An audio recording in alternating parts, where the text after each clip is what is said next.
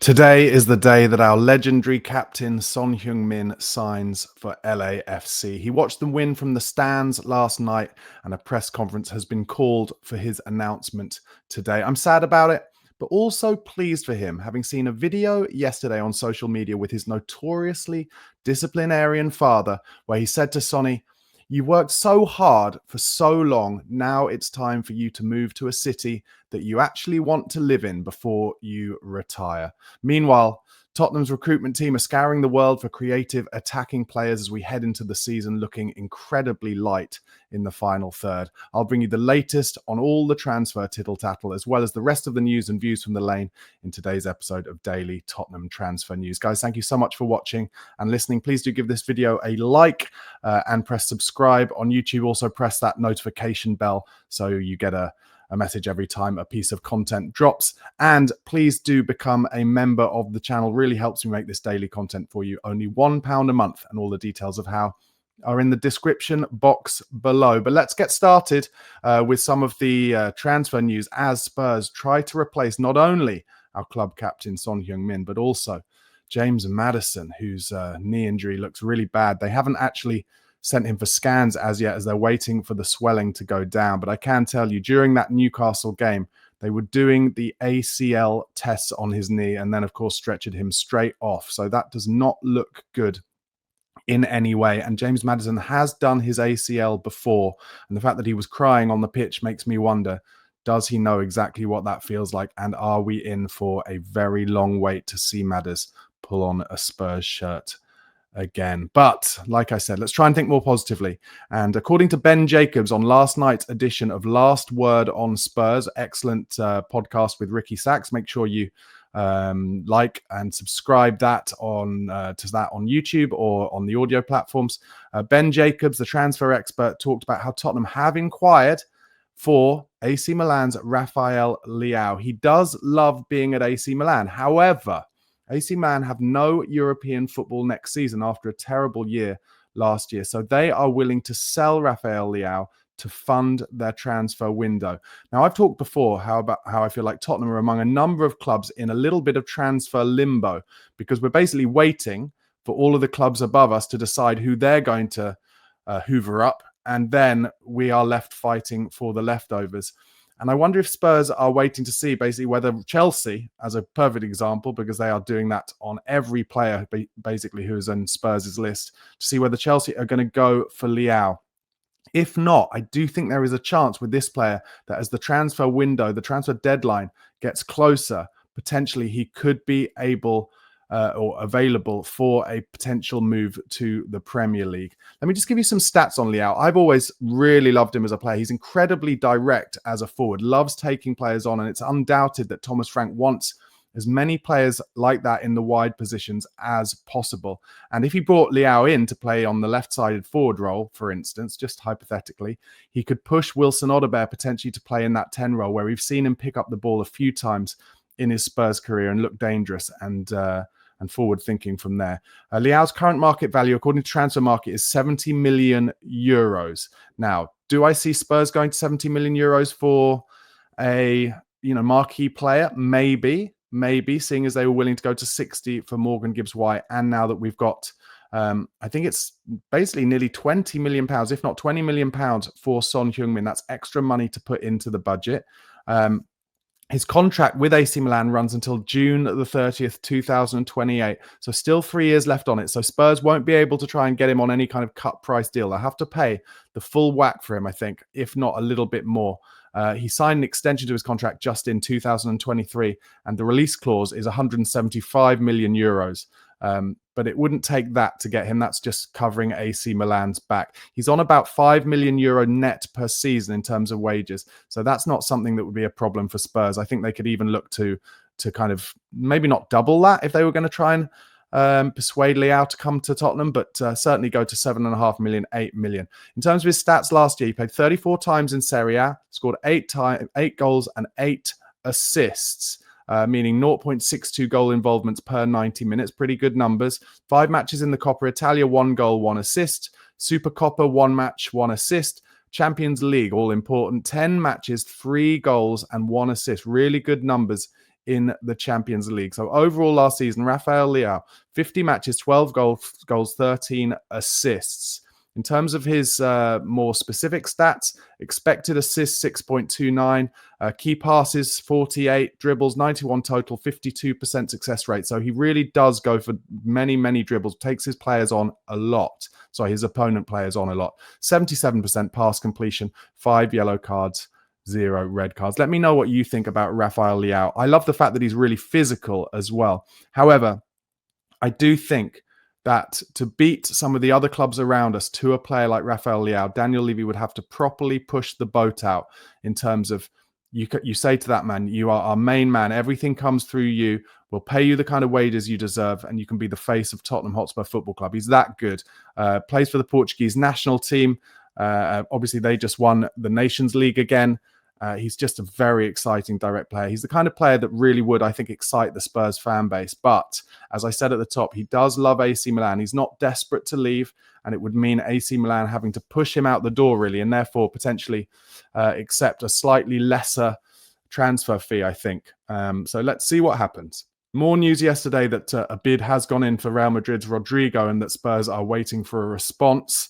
Apparently more open to leaving despite being determined to stay earlier in the window. However, again, on Last Word on Spurs last night, Ben Jacobs said the following about Brazil and Real Madrid's Rodrygo. Suggestion Spurs have placed a formal bid for Rodrygo are wide of the mark. As of Tuesday morning, Real Madrid received no formal bids from any club. That doesn't mean that inquiries haven't gone in, doesn't mean that conversations haven't informally taken place.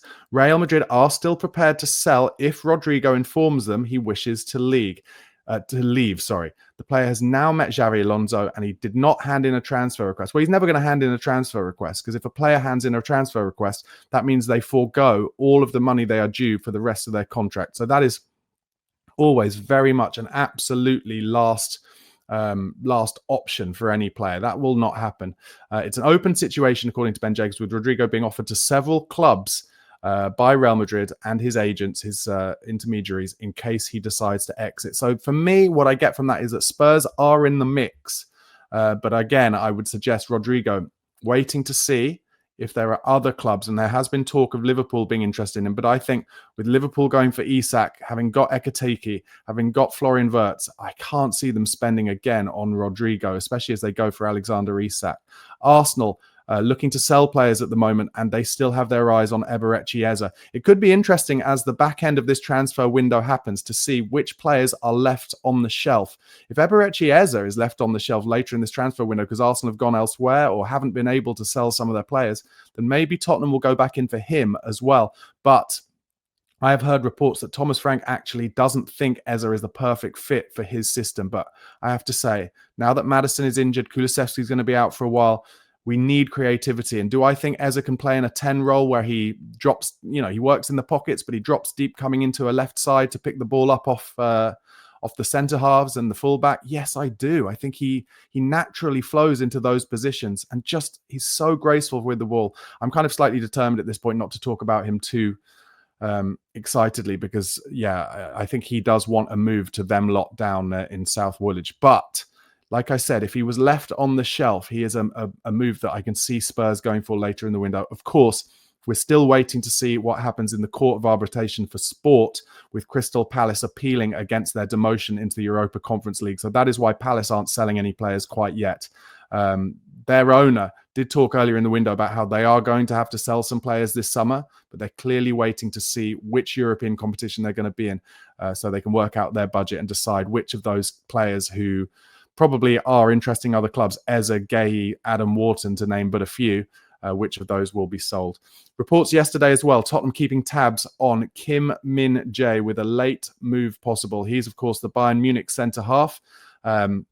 He's been on Tottenham's list for years, in fact, and would it surprise me if Daniel Levy was interested in getting another South Korean in now that Sonny's left and it looks like Yang Min-hyuk's going to go on loan? No, it would not surprise me at all. Kim Min-jae strikes me as a good stopper. He's always looked a little bit cumbersome for me, but do I think he would suit a Thomas Frank centre-half? I do. He likes big guys, really positive both in their own area at set pieces and attacking-wise. And as we know, the Christian Romero situation is still up in the air. In fact, with our friendly against Bayern Munich tomorrow at 5:30. I'm sure there'll be a press conference today with Thomas Frank. And it wouldn't surprise me at all if maybe he was asked in that press conference who the club captain is going to be this season. And if it's not Christian Romero, then for me, I think that will tell us that there's still a good chance Romero gets sold before the end of this transfer window, because Thomas Frank is not going to want to give the captaincy to someone who might leave in this transfer window or even in January and probably even next summer as well. He'll be looking a little bit more medium to long term, you would have thought. Let me know who you think is going to be club captain. It's pretty close. Okay, Ben Jacobs on Last Word of Spurs last night also talked about how Tottenham are still interested in centre-backs, as is relevant, talking about Kim Min-jae, and actually how they put in a last-minute bid for Ajax's Jarell Hato. But he, of course, decided on Chelsea. I've talked about this before. I'll mention it again. I think one of the problems with the fact that all of the top clubs now are using data as a huge way of identifying transfer targets is that basically all the clubs have the same list. Everybody on Tottenham's list is on Chelsea's list, and Chelsea, just with their, with the amount of money that they have to spend because they sold their hotels to themselves, because they sold their women's team to themselves at an inflated value, and because they won the Club World Cup and earned another £120 million there, they are able to just hoover up these players, pay wages that Spurs are unwilling to pay. And Jarell Hato went to Chelsea instead of Spurs. He said there's a possibility that another left back is looked at for Spurs. For example, nothing came of it, but very soon after Chelsea came formally to the table for Jarell Hato, Tottenham put an inquiry into Ajax as well. It didn't lead to anything, but it shows you there's a young profile of left back that Tottenham are prepared to consider. And I've talked about how light we look in the forward areas, but also, yes, if we were to get an injury to Jed Spence or Pedro Porro, we would be left with Ben Davies as the only fit left back at the moment as Destiny Udogie plays himself back into fitness. Be interesting to hear what Thomas Frank says about his and Dominic Solanke's fitness in the press conference for the Bayern Munich game as well. Okay, I mentioned Sonny at the top. Like I said, he's going to sign for LAFC today. Latest reports yesterday is that they will pay a new MLS record transfer fee to sign Son Heung-Min from Spurs in the region of 27 million euros. That is upwards of 20 million pounds. And I did make a little joke yesterday about Daniel Levy probably putting in last-minute phone calls to LAFC asking for a little bit more money, and it looks like he's actually done that. The deal eclipses the current record of 22 million euros, which Atlanta United paid for Emmanuel Latte Lath. Son is in LA now, and his medical is going to take place today.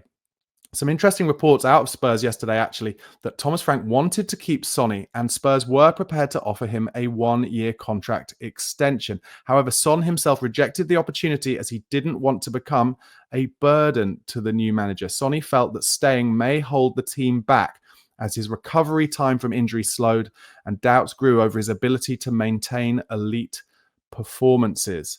Sonny was insistent he didn't want to leave Spurs on a free as a free agent. He wanted to make sure the club received a transfer fee. What a man, thinking about the club, thinking about the team to the end. And that is because of everything that Tottenham had invested in him down the years. Apparently, Barcelona approached Sonny about signing him as a free agent, but he rejected their proposal. So to me, it seems like Sonny, similar to what I said in the opening about how his father said, you've worked so hard now for so many years, you deserve a little bit of a less intense style of football, live in a city you actually want to be in, maybe improve your social life a little bit. Remember, Son's dad had said to him, no girlfriends whilst he was playing at the elite level. And it sounds to me like now at the age of 32, 33 years old, Sonny is finally allowed to go and live somewhere where it's a little cooler, a little calmer in terms of lifestyle. And maybe he can look to the next stage of his life, and he deserves it. What a player. For me, I just think it'll be interesting whether after a few months in LA, he thinks he misses like the competitive edge of absolute top level football. And that's why I talked yesterday about, is there a chance he might come back to Europe in the down season? Let's see what happens. Quite a few players like Beckham and Henry have done that. And if Sonny wants to do that, would I take him as a rotation option at Spurs again? Yes, I would. And I'll also say this. I want Tottenham, after Sonny does decide to retire, offer him the world in terms of ambassadorial role, coaching role, whatever. He may not want to move back to London, but offer him everything. And on the Extra Inch podcast yesterday with Windy, Bardi and Nathan, and if you don't listen to that, make sure you do. It's a brilliant podcast. They were talking about the possibility of maybe we should give Sonny we should name a stand after Sonny. And for me, it would make sense. Name the South Stand, the South Sonny Stand. He's from South Korea. It's the best stand in the stadium. Make it the Son Heung-Min stand. And they were saying that would create a link to keep people from South Korea supporting Spurs, and I'm all for that. Okay, just some loan news, guys. 5 clubs apparently circling Luka Vuskovic for a straight loan, including Hamburg in Germany, who have a long-standing interest in the teenage centre-back. There have been casual discussions between the club's sporting director and Vuskovic. How do you feel about Spurs letting Vuskovic go on loan? I have to say I was surprised, but we haven't seen him in training. He obviously looks like an absolute Rolls Royce to me, but maybe Tottenham are trying to do exactly what Arsenal did with William Saliba, which is get a lot of minutes into his legs before bringing him permanently to the Premier League. And you have to say, as much as I hate to say it, it's really worked with Saliba. He is basically, maybe alongside Van Dijk and Romero, the best centre-back in the Premier League. So if Spurs have their eyes on that for Vuskovic, then fine. For me, just make sure you keep topping his contract up so you have him at Spurs for the long term. But let me know how you feel about it in the comments section. And Jamie Donnelly is on his way to Stoke on loan to join Ashley Phillips.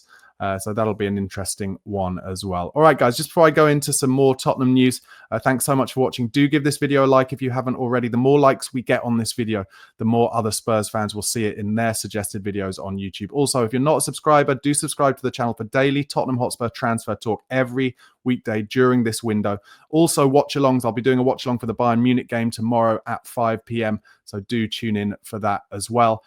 And also, if you like my content, guys, you'll see a link in the description box there for the Football Content Awards. Do nominate me for one of the 2 awards I've suggested down there. I'd really appreciate it. Okay, Thomas Frank has talked a little bit about Rodrygo Bentancur. He said, I was pretty sure he would be a key player before I started working with him. So that has not been a surprise. It's a player, of course, I think is important for the future. Now, let's remember, Rodrygo Bentancur only has 1 year or a little less than 1 year left on his contract.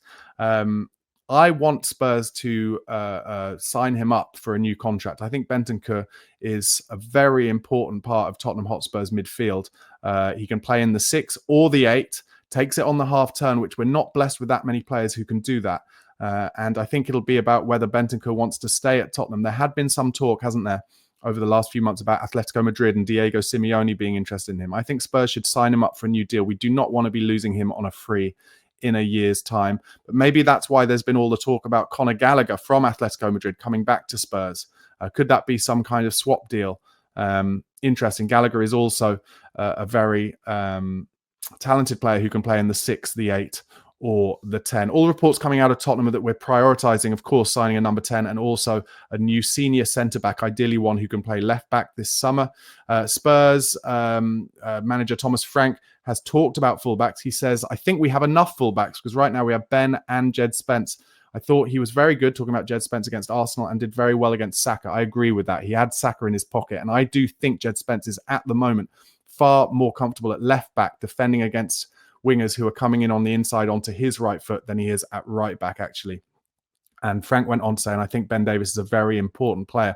I saw yesterday a lot of people getting angry on social media about Ben Davies staying at the club and Thomas Frank saying good things about Ben Davies. I have to say I completely disagree. He, for me, is always a 6.5, 7 out of 10 player, incredibly professional. You know he's always going to give his all. And with a more pragmatic back line this season, I can see Ben Davies getting minutes at left back because he barely puts a foot wrong there. He's more comfortable there for me at left back than in on the left side of a centre back as a centre back in a 4. And Thomas Frank hasn't shown any tendency to want to play 3 at the back for Spurs in pre-season as yet. There's been some shirt number changing that came out on Tottenham's website yesterday. Radu Dragusin is elected to wear the number 3 shirt moving forward, which is the number he wears for Romania, and João Paulinho is wearing the 6 shirt. Dragusin is still understood to be 8 to 10 weeks away from a full return for Tottenham. I think Dragusin, this is where I'm actually going to disagree with Nathan from the Extra Inch podcast and Windy. They both think that Dragusin is not good enough to play for Tottenham in the Premier League. I disagree. I think basically we've only seen him have what I would call, acclimatization time at Tottenham. He only really played, 6-8 months before getting his injury, and it was in a style for Ange Postecoglou where a lot of pressure was put on him in terms of his passing. I don't think there'll be as much pressure on his passing under Thomas Frank. He is allowed, if a short pass isn't on, he is allowed to go long, which I think suits him a lot more. And therefore, I do think he's a good box defender. He put his body on the line. I think Thomas Frank will like him. So I haven't lost my belief in Radu Dragusin yet, and he, of course, will add to the numbers of centre-backs, along with Ben Davis, Kevin Danso, Mickey van der Ven, and Christian Romero, and, of course, Takai, who we haven't seen yet because he's suffering with a bit of an injury. So maybe that is why Luka Vuskovic is being allowed to go on loan. And then finally, Alistair Gold did a great interview with Brennan Johnson, who came across really well. Brennan is going to, I think, get less automatic game time at Spurs this year and probably in different positions. So it'll be interesting to see how he changes his style. But Brennan was asked about his Europa League winning goal. He said, still, if I see a video back or pictures of it, it doesn't feel real because it was such a surreal moment at the time. It's definitely weird to look back at it, but it's an amazing memory. Johnson, again, ole, ole. He was asked about the Europa League parade, where he was basically the life and soul of the party. He said, for me, it opened my eyes to how big the club is. Obviously, we know about Tottenham, and you experience it from the stadium, how it's sold out every week. When you do these parades, though, and you keep going further away, but no one is going anywhere, you get more and more people. It really opens your eyes to how big the fan base is. Just enjoying it with the team, everyone being there. The energy was so high. It was a really special day. I have to say, I was at that parade that day, and right at the end of the parade, when Johnson was refusing to get off the stage, and Sonny did his bit of the stage where he swore and said how amazing the club were, I was actually really close to the stage at that point, and I'm proud that that is kind of the last thing that happened in Son Heung-Min's Tottenham career as well, and that I was there to see it. Johnson was asked about working with Thomas Frank after Frank had tried to sign him when he was at Brentford. He said, it's nice to finally work with him. He was always someone who impressed me, even though I never played under him. Even though we played for different teams, I think a lot of people respect how Brentford played and how hard they were to beat, the quality that they had in attacking areas. They had great players. A lot of that was down to him because when he took over, they were a lot worse off. He took them to become an established Premier League team. It shows what kind of development he can do, and we're all very excited. I think developing players, not just the young players, but those players who are already at Spurs in their mid-20s is going to be a huge thing for Thomas Frank. And I've already seen enough to show that I think those players are beginning to grow and show different attributes to what we've seen from them before. And I can't wait to see what a job Frank does on Brennan Johnson. Relevant to that, he's asked what he'd like to improve on. He says, on the ball, I want to be better in 1-versus-1 dribbling situations. That's something I look back on at last season, and I was always trying to improve. And I think I did towards the back end. Johnson was asked about working with Frank's assistant, Justin Cochran, who, of course, also works as an assistant with England alongside Thomas Tuchel. And he said this, Justin is a great coach. His drills that he does are super realistic to games. He's really good at working on finishes that people do. It feels like it's almost instinct. He practices getting the contact right. A lot of finishing, dribbling, movement, which I think is really important. We have such good attacking options, and it's nice to learn off the people you're with and see how they like to score, and taking bits from everyone. Justin has been really good so far. A player, of course, that Brennan Johnson will be up against trying to get in the team is Mohamed Kudus, who has excited me so much in pre-season. I can't wait to watch him again against Bayern Munich tomorrow. Brennan Johnson was asked about Kudus. He says, I've been really impressed with him since he came in. Lovely, nice guy as well. Last season, there were quite a few games where I don't think we even had 11 first-team players. So getting as much quality as we can is important, and it's what we need because we're in the Champions League and we want to go far in all the competitions. It wasn't just a one-off thing. We want to be in the Champions League every year. We need the quality and depth in the squad to do that. We're getting there. Hopefully, we can stay fit this season. It gives us the best chance to compete in all competitions. So lovely positivity from Brennan Johnson. Really amazing interview from Alistair Gold. Make sure you follow Alistair Gold's YouTube channel as well as him on football.london and X. And guys, thank you so much for watching today's episode. Do give the video a like if you haven't already. Please do subscribe to the channel, as I said, for daily Tottenham Hotspur transfer news across this window.